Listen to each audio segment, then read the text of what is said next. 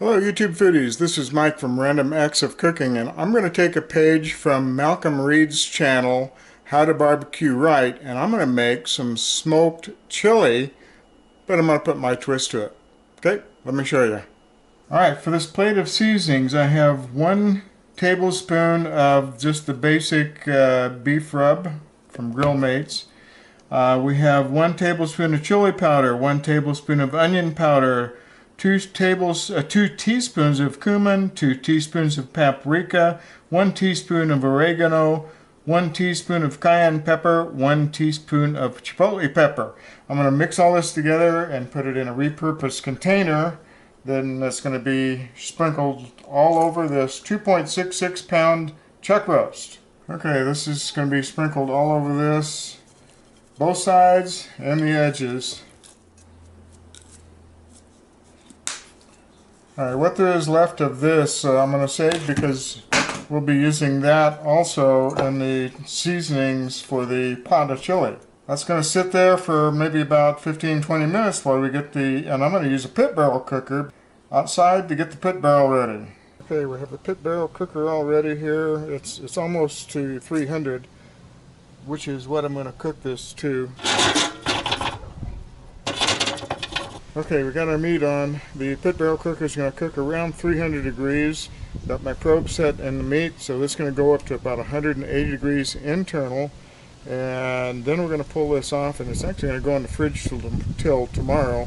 We'll cut it up and cube it and get it ready for the chili, and that will cook it the rest of the way. Okay, this has been on for just a little over 4.5 hours.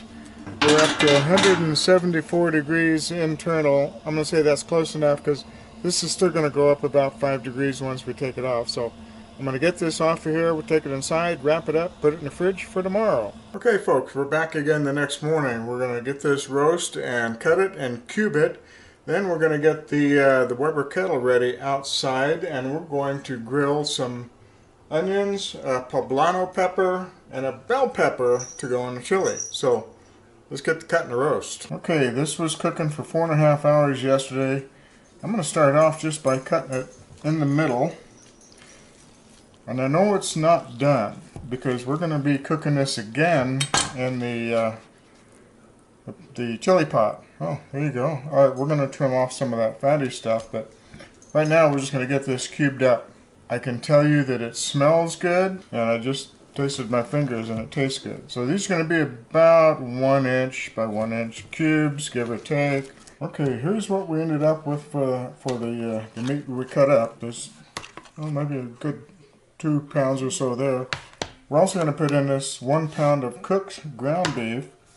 Now, we're going to need some liquid for this chili. So what I'm going to experiment with is I have all these fat pieces.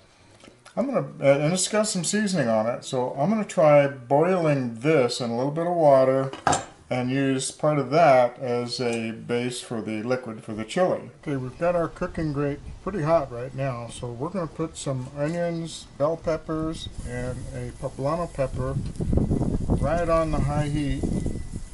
Get some grill marks, and we'll pull those off. Okay, this is a fire roasted onion that we have right here. That was all cooked up, getting pretty soft, falling apart. Here's our fire roasted bell pepper and our fire roasted poblano pepper. Alright, we'll take these inside, let them cool down a little bit, and de-seed them and go to the next step. In no particular order, we're putting one 14.5 ounce can of fire roasted diced tomatoes, 1 14.5 ounce can of regular salsa style diced tomatoes, 1 can of tomato paste, all that nice roast that we chopped up earlier, the 1 pound of ground beef, 1 pound of ground pork cooked up. We have cooked down that leftover meat stuff. I started with 6 cups. I ended up with just a little over 1.5 cups. The rest of it I just put water for 2 cups of homemade beef broth, 1/4 cup of Worcestershire sauce, a good dollop, maybe a tablespoon, chopped garlic, a 1/4 cup of your favorite barbecue sauce. The seasoning mix. I'm not going to tell you what this is. I'm going to hopefully remember to put this in the description box, but that's what's all in here. Diced up onions, bell pepper, green pepper, and we're putting the juice of 1 lime. You'll notice there's no salt and pepper added because we have that rub that we put in that has salt and pepper in it. If I think it needs salt later, I'll put it in during the cook. Right now, we're just going to get this all mixed up. Now we got it mixed up, we'll go outside and put it on the stove. Alright, we're cooking this outside on the Camp Chef Denali Pro stove. Now if you've noticed, I didn't put any beans in this. It is going to have beans, but since this is going to have to simmer for about 2–2.5 hours, I thought I'd wait about an hour or an hour and a half before putting the can of beans in, so I don't overcook the beans. And you know, looking at it right now, this is going to need some more moisture, so I'm going to throw in some more water. Who am I kidding? I'm going to throw in a beer, and this is just going to simmer for a while. So that's it for the moment. We'll be back. Okay folks, here it is. This has been cooking for about 4.5 hours.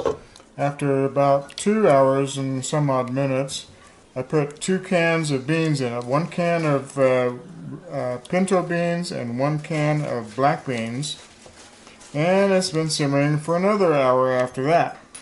So I think we're getting ready for a taste of it. Oh, and I also added about 2, maybe 2.5 teaspoons of salt to the mix. After I tasted it, I thought it needed a little bit, so I put that in. Alright, let me get some of this in a bowl and we'll taste it up. Alright folks, let's give this a taste test. Kind of got the inspiration for this from Malcom Reed's channel, How to BBQ Right. But he likes his food a little spicier than I do. I like it spicy, but I have to keep it not as spicy for, you know, someone else. So this is a milder version of a chili that I would normally do. I don't know if you can see, but I got a nice chunk of meat there. Got a couple of little beans in it. This is packed with flavor. Not a hot, spicy flavor. Oh man, it's got a ton of flavor. The smoky meat, I used a little bit of a hickory chunk in there for the smoking on the meat.